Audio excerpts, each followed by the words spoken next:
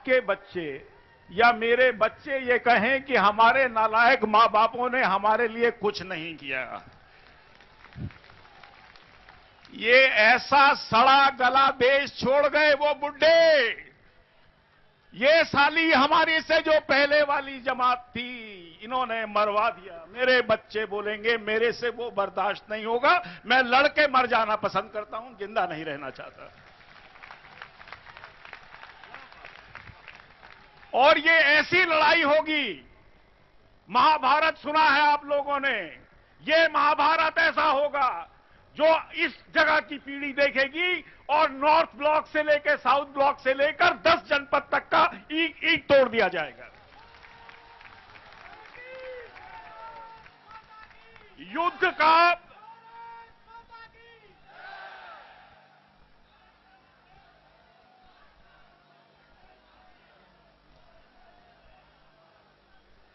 हम आपको कुछ बहुत बड़ी बड़ी बातें बताना चाहते हैं जो जनता से छुपी हुई हैं। पहली बार मुझे मालूम है ये आज का भाषण प्रधानमंत्री सुनेंगे, सोनिया गांधी जी सुनेंगी, सारे भ्रष्ट मंत्री सुनेंगे, सबको पता है विश्व बंधु गुप्ता क्या है।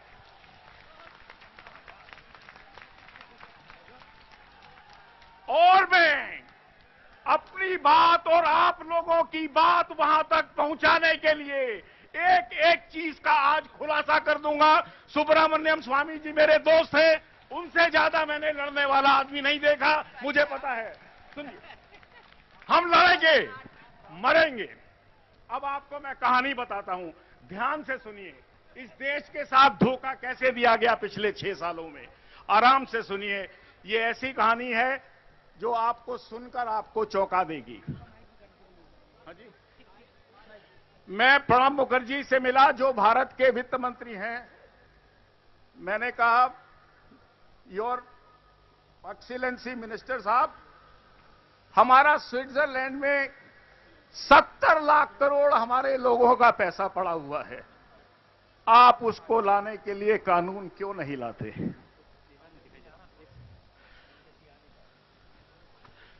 बोले, विश्व बंधु तुमको मालूम नहीं है, स्विट्जरलैंड के भी कानून हैं, उस कानून के अंदर वो हमको ना नाम बताएंगे ना पैसा देंगे। सुनता रहा, एक हिजड़े की बात सुनता रहा।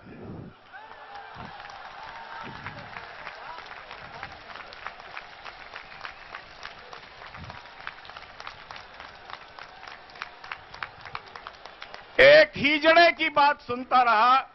मन में आया, मेरे मां बाप अंग्रेजों की आजादी में जेल गए थे, ये हिजड़ा यहां बैठा क्या कर रहा है?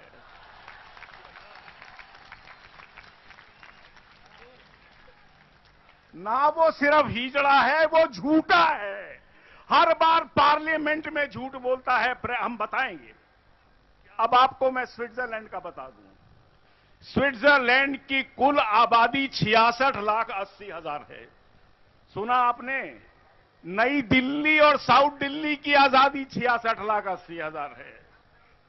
अगर 66,80,000 हिंदुस्तानी स्विट्जरलैंड पे जाकर कब्जा कर लेगा, मुझे मालूम है हम कब्जा कर लेंगे। अरे 120 करोड़ के देश के नेताओं, तुमको आज 66,20,000 का वो चोर मुल्क, सारे यूरोप के अंदर 18 साल की लड़की को वेश्यावृत्ति का करने का अधिकार दिया गया है। स्विट्जरलैंड यूरोप का अकेला देश है जहां पे 16 साल की लड़की से वेश्यावृत्ति कराई जाती है। स्विट्जरलैंड वो देश है जहां पर, अच्छा और सुनिए, मैं आपको और कुछ फैक्ट्स बताता हूं आपको। 2005 में, स्वामी जी आप सुनिए, आप इकोनॉमिस्ट हैं, सुनिए। 2005 में जिन बैंकर्स ने, स्विस बैंकर्स एसोसिएशन ने एक चिट्ठी लिखी सरकार को कि हम आपके देश में आना चाहते हैं। 2007 में वही बैंकर्स जिनके पास 70 लाख करोड़ रखा हुआ है, वो दिल्ली आए, उनकी फोटोएं हैं हमारे पास। उन्होंने कहा हमको हिंदुस्तान में स्विट्जरलैंड के बैंक खोलने दिए जाएं, हमको स्विट्जरलैंड का दुनिया में लूटा हुआ पैसा बंबई की स्टॉक मार्केट में लगाने दिया जाए। शर्म की बात है। चिदंबरम साहब से मैं जवाब मांगता हूं, 2007 में स्विस बैंक्स को आजादी दी गई भारत के स्टॉक मार्केट्स पे सट्टा खेलने की। 2005 में भारत में 4 स्विट्जरलैंड के बैंक खोले गए और 8 इटली के बैंक खोले गए। ये वो इटली के बैंक हैं जिनमें घाटा हो रहा है, जिसको वहां का माफिया चलाता है। इससे आगे जाने की मुझे जरूरत नहीं है। जैसे बाबा जी ने बोला, मैंने ही लिस्ट दी थी 8 बैंकों की। अगर बहन मेरी सोनिया जी अगर देश को लूटने आई हो तो लाल किले से ऐलान कर दो ऐलान। अगर हम में देश का खून है तो हम जीत लेंगे, और अगर तुम में इटली का खून होने का तुम में गर्व है तो तुम जीत जाना। एक बार ये लड़ाई आर पार की हो ही जाए तो अच्छा है। ये लड़ाई ज्यादा दिन नहीं चल सकती। मैं रोज टेलीविजन के आगे घुट घुट कर नहीं मर सकता इस देश के भ्रष्टाचार से। मैं तंग आ गया हूं, मैं बिल्कुल तंग आ गया हूं। बोलो भारत माता की, भारत माता की, भारत माता की। एक बात और बोलो, स्विस लुटेरों पे मैं बोलूंगा पैसा, आप बोलो वापस दो, वापस दो। स्विस लुटेरों पैसा, स्विस लुटेरों पैसा। इतनी जोर के आवाज लगाओ कि ज्यूरिख पहुंचे। ये आवाज मैंने फिर एक दिन मनमोहन सिंह जी को कहा। मैंने कहा चीन आ रहा है, कश्मीर के अंदर हवाई अड्डे बन गए हैं, क्या क्या बन रहा है। मैंने को जानते हैं। मैंने कहा प्रधानमंत्री जी, इससे अच्छा तो हम लड़ ही लें एक बार। 120 हम हैं, 150-60 वो हैं, कोई बात नहीं। देखिए, जब 2 आदमियों में लड़ाई होती है, लड़ाई वो नहीं जीतता जिसका कद ज्यादा है, लड़ाई वो जीतता है जिसमें लड़ाई ज्यादा है। हाथ हो जाए 2-2, कश्मीर पर ही हाथ हो जाए 2-2, चीन से ही हो जाए। मुझे रोज मत डराओ उनकी ये कभी दिखाकर यहां पर डैम बन रहा है, ये यहां पर ये बन रहा है, ये वहां पर वो बन रहा है। इस साली लानत भरी जिंदगी से मैं मरना पसंद करता हूं। बुला ला उसको, चीन की फौजों को, और हमारी फौजें भी जवाब देंगी और हम देंगे जवाब उनको।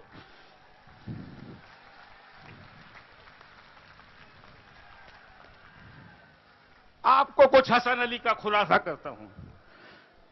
इनकम टैक्स डिपार्टमेंट जिसमें मैं कमिश्नर था, उसने पूना में छापा मारा। छापे में एक लैपटॉप पकड़ा गया जिसमें 17 नाम थे। एक नाम पढ़ा जा सकता था अदनान कशोगी का, बाकी 16 नाम कोडिट थे, समझ नहीं आ रहे थे। हमारे अफसर थक गए। उन्होंने कहा कि साहब ये नाम नहीं पता लग रहे। एक आदमी ने, एक ईमानदार ऑफिसर ने स्विट्जरलैंड को चिट्ठी लिखी, आप इन लोगों के नाम बता दीजिए। और कुछ हुआ ऐसे, उन्होंने कहा हम ये नाम देने को तैयार हैं अगर आपके वित्त मंत्री हमको चिट्ठी लिख दें। सुनिए जरा, इस देश के चिदम्बरम का कैरेक्टर देखिए आप। वो आदमी को इस्तीफा देना पड़ेगा। हम आपको उसका कैरेक्टर बताते हैं। हम चिदम्बरम का कैरेक्टर बताते हैं। चिदम्बरम ने क्या किया, 17 आदमियों की लिस्ट लिखी। मुझे कारण मालूम नहीं उन्होंने चिट्ठी क्यों लिखी, लेकिन लगता है उनके मन में घूस खाने का लालच आया। उन्होंने कहा ये 50,000 करोड़ की मोटी मोटी बिल्लियां आ गई हैं, नाम आऊंगा, इनका ब्लैकमेल करूंगा और घूस खाऊंगा। इतिहास भी आदमियों से क्या क्या करा देता है। चिट्ठी लिखी गई, हसन अली के अकाउंट निकले, 17 नाम आए, लेकिन चिदम्बरम की किस्मत का धड़ा फूट गया। उसमें 3 पॉलिटिशियंस के भी नाम थे। आपको नाम भी बता देता हूं, विलासराव देशमुख का नाम था जो कैबिनेट मिनिस्टर है। अब आप सुनना ही चाहते हो तो सुन लो सारी बात को। दिल्ली की मैं इसको संसद मानता हूं, हिंदुस्तान की संसद मानता हूं। विलासराव देशमुख का नाम था। और उसके बाद वो घोड़े बेचने वाला आदमी जिसने 70 जिसके करीब 70 ये करीब 50 कितने हुए साहब ये? 25 billion dollar, 20 billion dollar, 100 lakh crore हो गया। 100 लाख करोड़ जिसने जमा कराया, फिर क्या हुआ? ये 3 साल पहले की बात है, आज भी हसन अली घूम रहा है। 3 आदमी, आज दूसरे का भी नाम सुन लो जो विलासराव देशमुख के साथ था, जो हसन अली को मिलने गया पूना में। उस आदमी का नाम है अहमद पटेल। सुन लो सोनिया गांधी जी, सुन लो, बॉम्बे की पुलिस के पास वीडियो फुटेज है उन तीनों पॉलिटिशियंस की जो पूना में रोज रात को मिलते थे। मैं अहमद पटेल से पूछना चाहता हूं, पता नहीं कितने लोग जानते हैं, वो हमारी यूपीए की चेयरमैन के राजनीतिक सलाहकार हैं। मैं नहीं जानता वो कौन सी राजनीति समझाते हैं, क्योंकि उनकी मीटिंग सोनिया गांधी से रोज रात को 12 से 2 बजे के बीच में होती। भारत के इतिहास में पहली बार मैंने राजनीतिज्ञों को रात को 12 से 3 बजे तक इकट्ठे अकेले बैठे देखा है। अरे उल्लू बैठ जागते हैं उस समय तो। ये सोनिया गांधी जी बताएं, ये अहमद पटेल बताए कि हफ्ते में कम से कम 2 या 3 बार जब सोनिया गांधी का फोन आता था, तो अहमद पटेल रात को 12 बजे गाड़ियां बदल बदल कर छुपने 10 जनपद किस लिए जाते थे? क्या होता था? क्या हिसाब तय होता था? क्या पैसे की बात होती थी? सारी दिल्ली को मालूम है। सुब्रमण्यम जी बैठे हैं। आज ये देश डिपार्टमेंटल स्टोर है। दिल्ली, हिंदुस्तान के इतिहास में इस सरकार ने वाइस चांसलर की पोस्ट भेजी। राज्यसभाएं बिक रही हैं 35 करोड़ की, हर चीज बिकी, और बिकते बिकते यहां तक आ गया, इस मुल्क की जमीन भी सरकार ने बेच दी। हसन अली, हमको मालूम है दाऊद का आदमी है। दाऊद का वो ही क्यों है? 2G स्कैम में आपने शाहिद बलवा का नाम सुना? शाहिद बलवा पे 2G स्कैम ने एक आदमी के कारण आज मुल्क में मैं खड़ा होकर बोल पा रहा हूं। वो है सुप्रीम कोर्ट के chief justice of India Kapadia, जो एकदम निहायत ईमानदार आदमी है। मैं चाहता हूं, मैं बोलूंगा, कपाड़िया जी आप हैं, जिंदा रहें। कपाड़िया जी, कपाड़िया जी, कपाड़िया जी।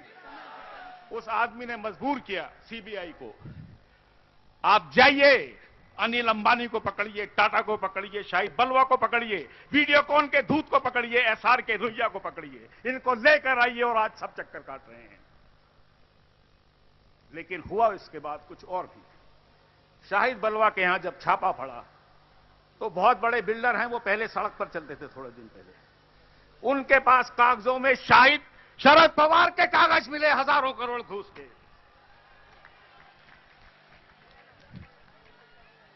अनर्थ हुआ। मुझको यह समझ में नहीं आता कि इस देश की मंत्रिमंडल में कोई ईमानदार मंत्री है भी कि नहीं है।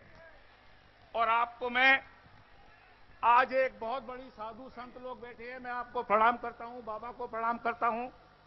आपको एक बात बताऊं, कुतरोची छुपे बैठे हैं स्वामी जी सुब्रमण्यम जी, उनका एक लड़का है मलिस्मा, MALISSMA, सारे कागजात मेरे पास हैं। मैं कोई बात बिगर कागजात की नहीं करता, मैं कमिश्नर रहा हूं, मैं कोई जरा सी बात भी नहीं करता। मलुस्मा, अब ये कुछ इटली में कुछ और तरह से बोल रहे हैं जो मुझे पढ़ने में आया।